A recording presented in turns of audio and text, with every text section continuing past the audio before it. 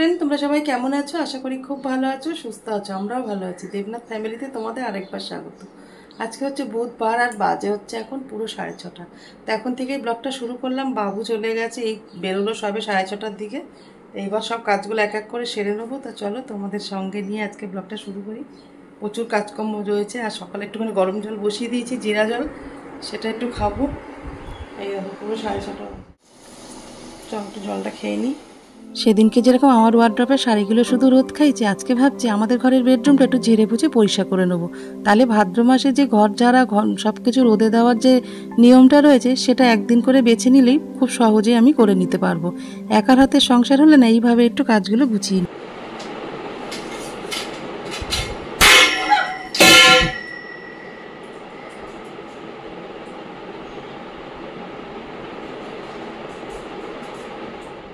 কাজ করতে করতে এতটাই মগ্ন হয়ে গেছে, এতটাই কাজের মধ্যে ঢুকে গেছি, ওই জন্য চারিদিকে তাকাতে আর কোনো খেয়াল রাখতেই আমি একদম মাথা থেকে আমার বেরিয়ে গেছে, জানো তো।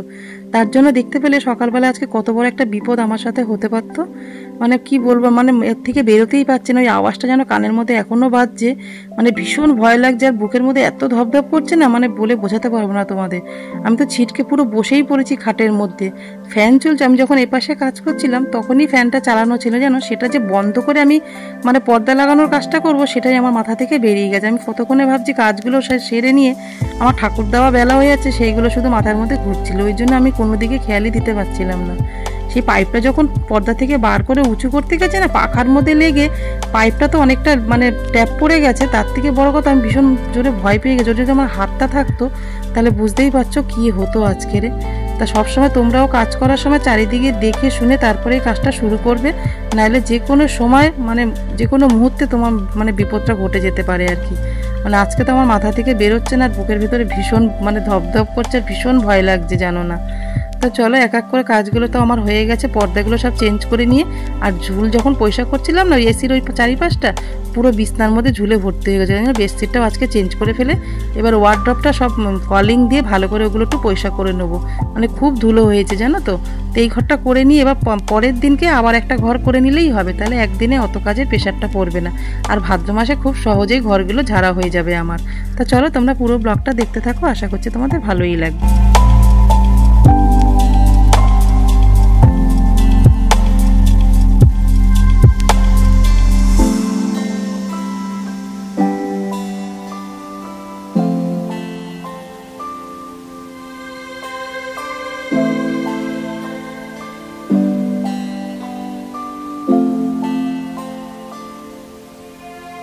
বেডরুমটা একদম পরিষ্কার করে ফেলেছি, একদম ঝুল টুল ঝেড়ে ওয়ার্ড্রপ পরিষ্কার করে তারপরে তোমার পর্দাগুলো চেঞ্জ করেছি। আর ঝুলে না পুরো বেডশিটটা পুরো ভরে গেছিলো, ওই জন্য বেডশিটটা পুরো চেঞ্জ করেছি। কারণ এমনি ডাস্ট অ্যালার্জি আছে, একদম গা চুলকে মরে যাবে। চুল টুল যতটা পরিষ্কার করা সবই এই ঘরে হয়ে গেছে।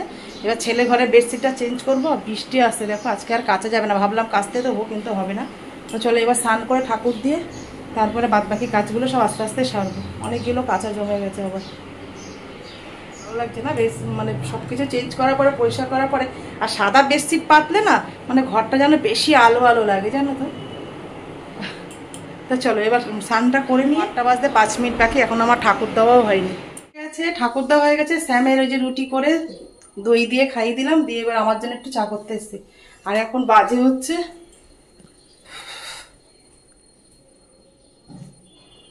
পুরো 9টা, বুঝেছো। একা হাতে সবটা করতে হয় না, অনেকটা বেলা হয়ে যায় চা খেতে খেতে। তা চলো চা এমনিতেই বেলাতেই খাই, চাটা করে নিয়ে চা বসিয়ে দিয়েছি, জল দিয়ে দিয়েছি। এবার একটু চা পাতা দিয়ে দেবো, ব্যাস। চিনি দেবো না, এবার একটু দুধ দিয়ে দেবো।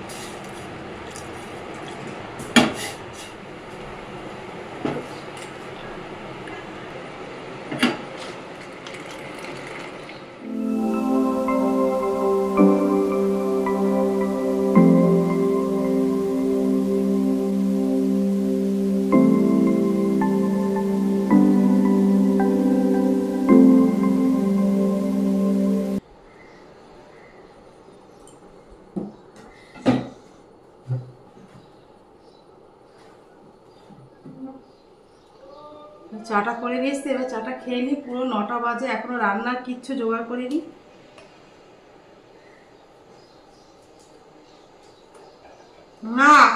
রুটি খেয়েছো? রুটি খেয়েছো না তুমি? বিস্কুট, এই বিস্কুট দেওয়া যাবে না বাবা, মিষ্টি বিস্কুট।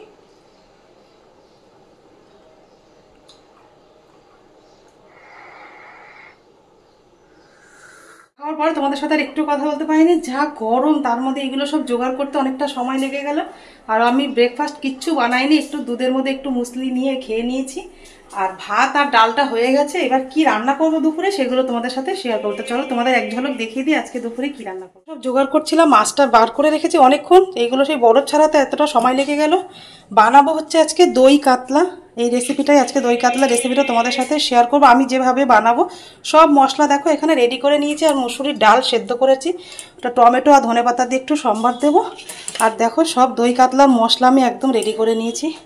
মশলার মধ্যে লাগছে দেখো মৌরি, পোস্ত, কাজু বাদাম, চালমগজ এগুলো নিয়েছি। আর আরেকটা মশলা রেডি করেছি, কাঁচা লঙ্কা, আদা, তোমার রসুন আর পেঁয়াজ, ব্যাস এই মশলা। আর এই যে গোটা গরম মশলা আছে, শুকনো লঙ্কা, তেজপাতা, ব্যাস দই কাতলার মশলা। শুধু দইটা বার করবো, বা তাহলেই হয়ে যাবে। তো চলো মশলাগুলো আগে পেস্ট করে নিই। এটা একটু গরম জলে ভিজিয়ে রাখবো অল্প একটু, নাইলে না মৌরি আর পোস্তটা মানে মিহি পেস্ট হতে চায় না। বাটির মধ্যে গরম জল একটু দিয়ে দেবো, এর মধ্যে এগুলো একটু ভিজিয়ে রাখলে তাড়াতাড়ি নরম হয়ে যাবে, মশলাটা বাটতে খুব তাড়াতাড়ি হয়ে যাবে। এই যে মৌরিটা অবশ্যই দেবে, দেখবে মানে দারুণ একটা গন্ধ আসবে, খুব সুন্দর। দই কাতলা বানানোর জন্য দেখো মাছটা আমি আগে একটু মেখে রাখবো, তার জন্য দেবো একটু স্বাদ মতো নুন, দেবো একটু গোলমরিচের গুঁড়ো, আর দেবো একটু হাফ পাতিলের গুঁড়ো। এবার এটা ভালো করে মেখে রাখবো। মাছের যে একটা আস্তে কাঁচা গন্ধ থাকে না, সেটা আর লাগবে না পাতিলেবুটা দিলে, আর খেতেও ভালো লাগবে। এটা 10 মিনিট মতো মাখা থাক, ততক্ষণ আমি ডালটা সম্বার দিয়ে দিই। গরম হয়ে গেছে, কড়াইয়ের মধ্যে দেবো সর্ষের তেল, দুটো শুকনো লঙ্কা, দেবো একটু সর্ষে, এর মধ্যে আমি একটু নুনও দিয়ে দেবো যাতে না ছিটকায় সর্ষেটা। ডালে এমনিতে নুন দেওয়া নেই, একবারেই দিয়ে দিলাম নুনটা। এবার দেবো দুটো টমেটো কেটে রেখেছি, সেটা দেবো হলুদ গুঁড়ো, একটু মজে দেওয়ার জন্য ঢেকে দেবো। দেখো টমেটোটা একদম মজে গেছে, ধনেপাতা একটু টমেটোর মধ্যে দিয়ে দেবো, ডালটার মধ্যে ভালো একটা গন্ধ আসবে। দেখো মুসুর ডালটা দিয়ে দেবো,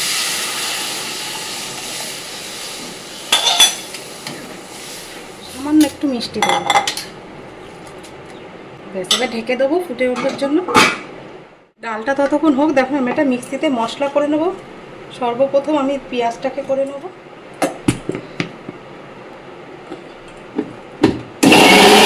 পেঁয়াজটা বাটা হয়ে গেছে, এবার এর মধ্যে দেবো একটু কাঁচা লঙ্কা। আমরা একটু ঝাল বেশি খাই, তাই জন্য লঙ্কা বেশি দিলাম, তোমরা তোমাদের মানে ঝাল যেরকম খাও সেই অনুযায়ী দেবে। রসুন আর আদাটা একসাথে বেটে নেবো।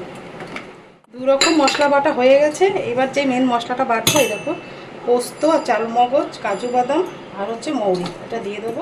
একই সাথে আমি টক দইটাও দিয়ে দেবো, তাহলে টক দইটা যখন কড়াইতে দেবো তখন আর ফাটবে না, একসাথে এটা মিল হয়ে যাবে।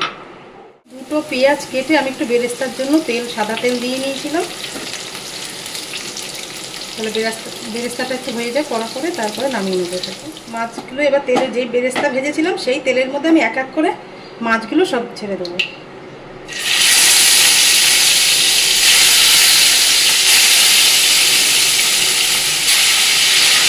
একটা এই চাকাটার মধ্যে বসালে না সব মাছগুলো একসাথে হয়ে যায়। তো চলো মাছগুলো ভেজে নামিয়ে নিই। মাছগুলো আমার ভাজা হয়ে গেছে, এবার এক এক করে মাছগুলো সব তুলে নেবো।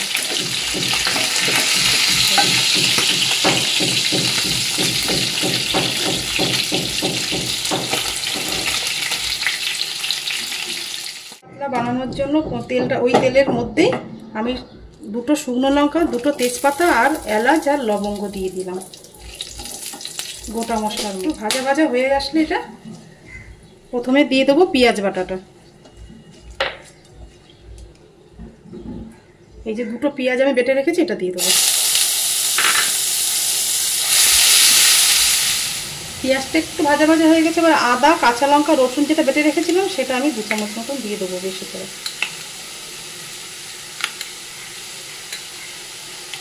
এটা দিয়ে এবার একটু ভালো করে কষাতে হবে, যাতে আদা রসুনের কাঁচা গন্ধটা না লাগে। এবার এর মধ্যে স্বাদ মতন নুন দিয়ে দেবো, আর দিয়ে দেবো সামান্য একটু লঙ্কার গুঁড়ো। আমি কোনো রকম হলুদ দিচ্ছি না।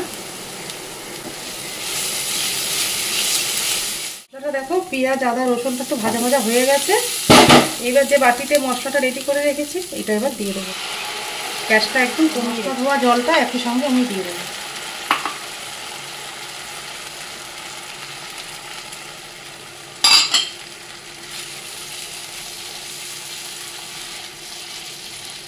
মশলার স্বাদটাকে ব্যালেন্স করার জন্য দেখো একটু মিষ্টি দিয়ে দেবো। টক দই দেওয়া আছে তো, একটু মিষ্টি দিলে ভালো লাগে। এটা ভালো করে কষাতে হবে। মশলা থেকে তেল ছেড়ে দিলে সামান্য একটু গরম জল দিয়ে মাছগুলোকে ছেড়ে দেবো। ও আজ এটাকে ভালো করে কষিয়ে নিই। গ্যাসটাকে বেশি বাড়াবে না, তাহলে টক দই আছে না দেওয়া, ওই জন্য পরে বাড়াবে। যখন জলটা দেবে তখন মশলাটা থেকে তেলটা ছেড়ে গেলে তারপরে এটা একটু হালকা আগুনে হতে থাক। দেখো মশলাটা দিয়ে কি সুন্দর তেল ছেড়ে দিয়েছে, আর আমি সাইডে গরম জলও বসিয়ে দিয়েছি। হলে এটা দিয়ে দেবো। কালারটা কি সুন্দর এসছে। তো এভাবে একবার দই কাতলা বানিয়ে অবশ্যই খেয়ে দেখবে, ভীষণ ভালো লাগে। আর মৌরিটা তো অবশ্যই দেবে, তাহলে আরও বেশি ভালো লাগবে। এবার এর মধ্যে দেব 3টে কাঁচা লঙ্কা আমি চিড়ে রেখেছি, আর অল্প একটু বেরেস্তা দিয়ে দেবো, আর বাদ বাকিটা নামানোর পরে দেবো।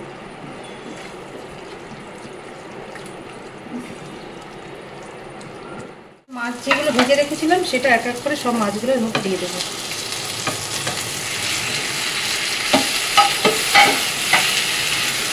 এবার যে গরম জলটা করে রেখেছিলাম সেটাকে দিয়ে দেবো।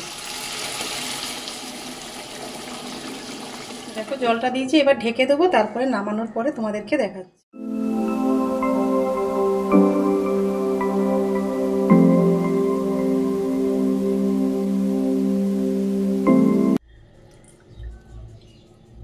একটুখানি গ্রেভি রাখবে, নাহলে কাজু বাদাম টাদাম আছে তো পরে টেনে যাবে ঝোলটা একদম। ওর দিকে দেখো আমার একটু বেরেস্তা রেখেছি, সেটাকে ছড়িয়ে দেবো, দেখতে ভালো লাগবে। আর দেবো ওপর থেকে একটু ধনেপাতা। কেমন লাগলো তোমাদের দই কাতলার রেসিপিটা অবশ্যই কিন্তু কমেন্টে জানিও।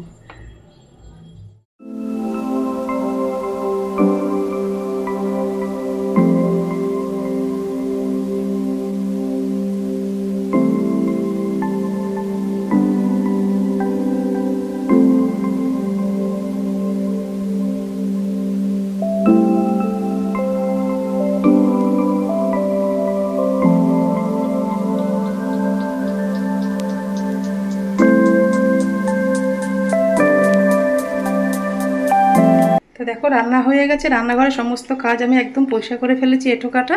আমার সমস্তটা কমপ্লিট হয়ে গেছে। রান্নাঘরের সব কাজ আমি এঁঠোকাটা একদম পরিষ্কার করে ফেলেছি। আমি তো সব সময় করি, রান্না করার পরে সাথে সাথে আগে মানে সব কাজ একটু পড়ে থাকলেও রান্নাঘরটা আগে এঁঠোকাটা পরিষ্কার করে নেবে। তোমরাও করবে, কিন্তু এটা ভীষণ ভালো জিনিস, আর এটা খুব ভালো একটা শেখার জিনিস। রান্না করার পরে গ্যাস আর চারিদিকে এঁঠোকাটাটা আগে পরিষ্কার করে নেবে। এটা খুব ভালো, সংসারের লক্ষ্মীশ্রীটা বজায় থাকে। রান্নাঘর কখনো এঁঠো রাখতে নেই, আমি তো রাখি না, তোমরাও রেখো না। কাজে এখনো 5 মিনিট বাকি। সকাল থেকে দেখতে পেলে একা হাতে সমস্তটা ঘর ঝাড়া থেকে রান্না বান্না, ঘর মোছা, ঘর ঝাড় দেওয়া, ঠাকুর দেওয়া, রান্না বান্না একটার মধ্যে সমস্তটা কমপ্লিট করে ফেলেছি। তো এইবার ছেলে আসুক, ছেলে আসলে তারপরে খাওয়া দাওয়া করো, পরে গিয়ে তোমাদের সাথে আবার কথা। ছেলে আর আমি দেখো খেতে বসে পড়েছি। অনেকটাই বেলা হয়ে গেছে। দেবনাথবাবুকে ফোন করলাম, ও বললো মার্কেটে রয়েছে, ওর আসতে প্রায় 4টে বেজে যাবে। ওই জন্য ছেলে আর আমি এখন ভাতটা খেয়ে নেবো। আর দেখো আজকে তো দুপুরে বেশি কিছু রান্না করতে পারিনি, শুধু টমেটো ধনেপাতা দিয়ে ডাল আর একটু দই কাতলা বানিয়েছি। ভেবেছিলাম একটু ভাজাভুজি করব, কিন্তু সেটা সময়ের জন্য আর হয়ে ওঠেনি। ঠাকুর দেওয়া ছিল, 1টা বেজে গেছিলো। তোমরা তো দেখতেই পেলে 1টার সময় আমি রান্নাবান্না সব কমপ্লিট করেছি। তারপরে দেখো ডাল দিয়ে খাওয়া হয়ে গেছে। এবার ছেলেকে মাছটা দেবো। তো চলো তোমরা ব্লগটা দেখতে থাকো, আশা করছি তোমাদের ভালোই লাগবে। এরকম করেছিলে না একবার? কেমন না দই কাতলা এইভাবে করেছিলে? ওটা অন্যভাবে, এটা একটু অন্যরকম বানিয়েছি। আমি দিচ্ছি না তো, হচ্ছে না। 2টো বাজে, সবে খেতে বসে পড়েছি আমি আর আমার ছেলে। বল দেখি কেমন হয়েছে। কালকের জন্য করেছি, অনেকটা মাছ আছে। কালকের জন্য করেছো? শুধু গ্রেভিটা খেয়ে দেখ। মাছের তেলটা ফেলে দিয়ে এসছে বাবা। হ্যাঁ, আমি একটা ছোট নেব।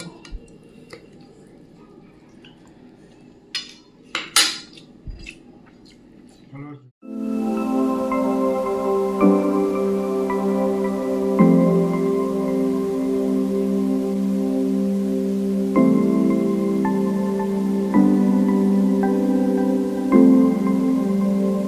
ফ্রেন্ড, অনেকক্ষণ পরে আবার তোমাদের সাথে কথা বললাম। দুপুরবেলা খাওয়া দাওয়ার পর একটু কথা বলতে পারিনি। ছেলে আর আমি তো একসাথে ভাতটা খেয়ে নিলাম। তারপর দেবনাথবাবু 4টের দিকে এসেছিলো। তারপর একটু শুয়েছিলাম, গল্প করছিলাম, টিভি দেখছিলাম। এই করে বিকালটা কেটে গেল। তারপর দেবনাথবাবু সন্ধেবেলা সন্ধে দিয়ে এখন গেছে বৃহস্পতিবারের সব ফুল মিষ্টিটা এনে রাখবে। আর আমি সেই ফাঁকে দেখো নারকেল কুড়িয়ে নিয়েছি। বানাবো হচ্ছে একটু তালের বড়া। ভাবলাম তোমাদের সাথেও শেয়ার করি রেসিপিটা কী রকমের বানায়। তাতে কোনো মানে কিছু একটা দেখানোর মতন কিছু না, তাও ভাবলাম সন্ধ্যাবেলা বানাচ্ছি যেকালে তোমাদের সাথেও শেয়ার করে দিই রেসিপিটা। দেখো তালটা গোলাই ছিল, আর হচ্ছে সুজি, ময়দা, নারকেল, মৌরি আর একটুখানি স্বাদ মতো নুন নিয়েছি, আর চিনি নেবো। কড়াইও বসিয়ে দিয়েছি। তা চলো আগে মেখে নিই। যে তালের যে পালটা নিয়ে নিয়েছি, এর মধ্যে দেবো একটু ময়দা। এতটা ময়দা দেবো না, এখন দেখি কতটা লাগে সেই বুঝে দেবো। আর এই দেখো হাফ মালা নারকেল, সেটা দিয়ে দেবো। নারকেলটা একটু বেশি হলে খেতে ভালো লাগবে। দিয়ে দেবো মৌরি, আর যে নুন রেখেছি সেটা 1 চিমটি মতন দিয়ে দেবো। দেবো সুজি,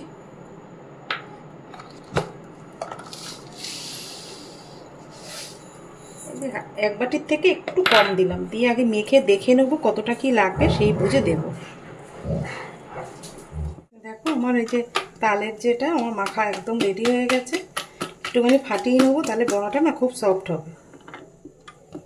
হাতে গুনে মোটে দুবার না একবার মনে হয় বড়া বানিয়েছি। একদম লাস্টের দিকে তো আমরা বড়া খাই পুজো দেওয়ার পরে, ওই জন্য বেশি একটা বড়া খাওয়া হয়। কড়াই গরম হয়ে গেছে, কড়াইতে আমি সাদা তেল দিয়ে দেবো। জন্মাষ্টমীতে তালের বড়া, এখন যে তালের বড়া সবই মেয়ের বাড়ির গাছে। ওদিকে তাল গাছ ভর্তি ওর মেয়ে, মানে আমার মেয়ের শ্বশুর বাড়িতে। ওই জন্য তাল এবছর কেনাই হয়নি। গরম হয়েছে, হাতে একটু জল লাগিয়ে বড়াগুলো ছেড়ে দেবো। বড়াগুলো এই তালের বড়া শেষ খাওয়া। এখন আর তালের বড়া আর আনবো না, এই তালের বড়া আর খাওয়াও হবে না। জন্মাষ্টমীতে বানিয়েছিলাম, আর এই একটা বানালাম। বড়াগুলো ভাজা হয়ে গেছে, এবার এগুলো তুলে নেবো।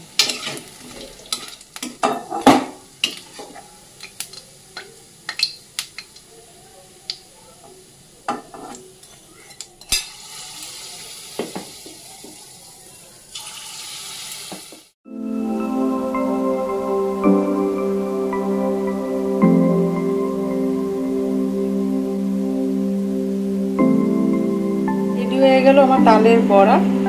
এই কটাই হয়েছে, বেশি হয়নি, অল্প একটু তো ছিল তালের। এখনো আসেনি ফুল নিয়ে। আমার বড়া ভাজা হয়ে গেছে। রাতের এখন কি রান্না করব ঠিক নেই। রুটিও আনতে পারে বা রুটি করেও নিতে পারি, আর সেরকম কোনো কাজ নেই। এই যে বড়া ভাজা নিয়ে চলে এসছে একটা। তাও আমার বাসি খেতে বেশি ভালো লাগে, তাই না? তোমাদের কার কার গরম ভালো লাগে আর বাসি ভালো লাগে অবশ্য কমেন্টে জানানো। হয়েছে মিষ্টি ফিষ্টি একদম পারফেক্ট হয়েছে। আমাদের ঘরে একটু বড়াটা মিষ্টি হলে বেশি ভালো খায়। দেবনাথবাবু আর ছেলে সবাই সমান, কম মিষ্টি একদম কিছু খেতে পারে না। তা সকাল 6:30 থেকে যে ব্লগটা শুরু করেছিলাম, এই সন্ধ্যে 7:30 পর্যন্তই রাখলাম।